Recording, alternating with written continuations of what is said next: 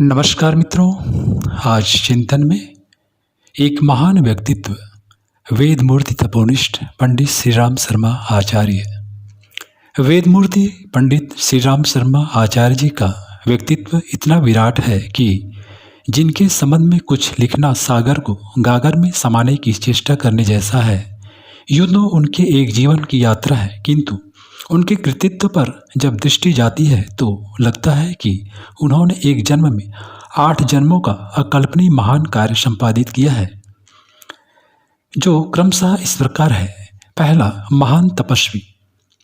जब आचार्य जी श्री मात्र 12 वर्ष की बाल्यावस्था में थे, तभी उनके ज्ञानवंत पूज्य पिता श्री, जिनकी निकटता पंडित मदन मोहन मालवीय जी से थी, उन्हीं के द्वारा उन्हें सर्वप्रथम गायत्री महामंत्र की दीक्षा दी गई।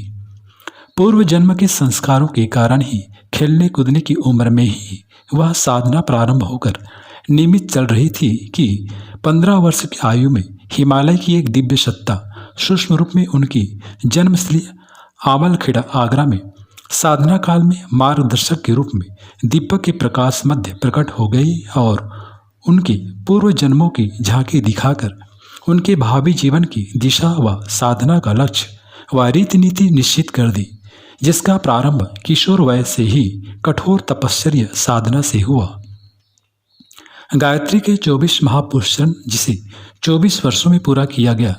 आश्चर्य विषय है कि इस बीच मात्र जौ की रोटी व छाछ निर्भर रहा गया, वह भी बिना नमक व चीनी के, जो कि साधना संयम व आस्वाद व्रत का अनूठा एवं अद्भुत उदाहरण है।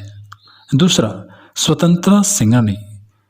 जब देश स्वतंत्रता के लिए संघर्षरत था, तब युवा श्री राम का राष्ट्र प्रेम उन्हें ऐसे कैसे चुप बैठने देता।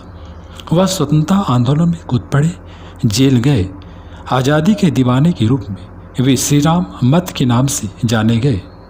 देश के स्वतंत्र होने पर स्वतंत्रता सेनानी होने के नाते जब उन्हें सम्मानित करने हेतु ताम्रपत्र और धनराशि सहित भारत सरकार के प्रतिनिधि उनके पास स्वयं चलकर पहुंचे, तो ताम्रपत्र को नतमस्तक से लगाकर स्वीकार कर लिया, परंतु राशि को विनम्रतापूर्वक के साथ उन्हें वापस किया और कहा, इसे भारत सरकार के हरिजन कल्याण कोष में जमा कर दें।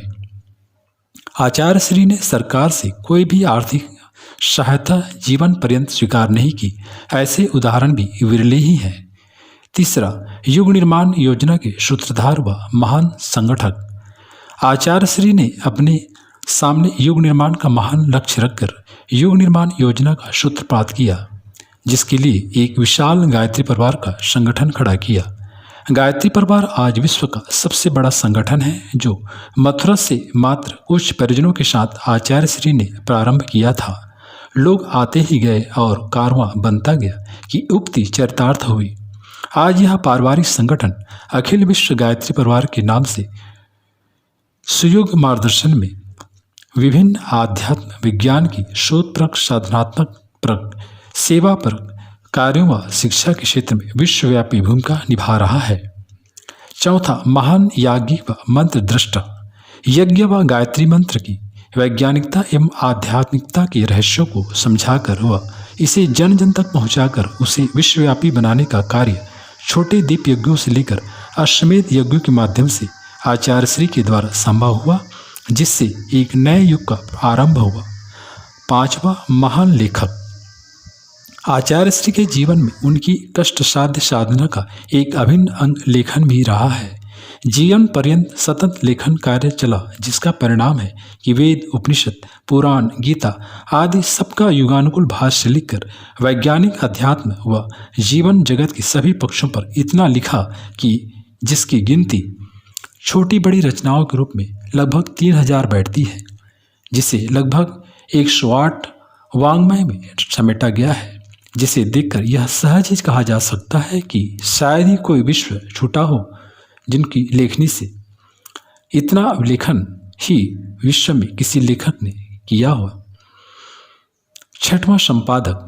अखंड ज्योति पत्रिका, जिसने इतने विशाल संगठन को खड़ा करने में महत्वपूर्ण भूमिका निभाई, उसका लेखन और संपादन आचार्य श्री के द्वारा ही एक आश्चर्यजनक विषय है। हस्तलिखित अखंड ज्योति के लेखन व संपादन से प्रारंभ हुई पत्रिका आज हिंदी, अंग्रेजी, गुजराती सहित देश के अन्य कई भाषाओं में निकलने वाली व सर्वाधिक पाठकों तक पहुंचने वाली एकमात्र पत्रिका है, जो एक वैचारिक क्रांति का उपकरण बन चुकी है। यह भी आश्चर्य का विषय है कि यह पत्रिका विगत 80 वर्षों से अनवरत बिना कोई विज्ञापन स्वीकार किए प्रकाशित हो रही है, जिसमें लेखक अपनी श्रेष्ठतम लेखों व रचनाओं से अपना नाम तक नहीं छपवाते, मात्र समर्पण भाव के कारण। 7वां संस्थापक देव संस्कृत विश्वविद्यालय शक्तिपीठों की देशव्यापी श्रृंखला।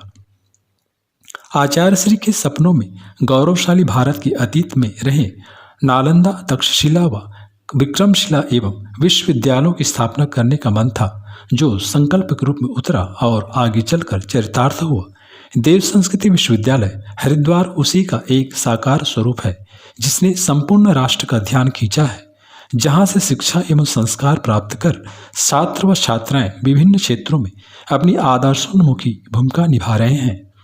इसके अतिरिक्त तपोभूमि मथुरा, शांतिकुंज, ब्रह्मवर्चस्व तथा देश विदेश में बनी लगभग 4000 शक्तिपीठें महान उद्देश्यों को पूर्ण करने में संलग्न हैं।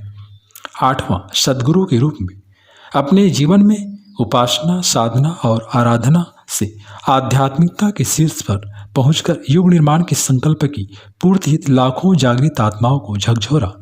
राष्ट्रभक्ति के दीप अनगिनत हृदयों में प्रज्वलित किए एक महान सद्गुरु के रूप में मार्गदर्शन किया, जीवन की दिशा तय की, जो समाज जीवन के अनेकों क्षेत्रों में उनकी सुरभि बिखेर रहे हैं।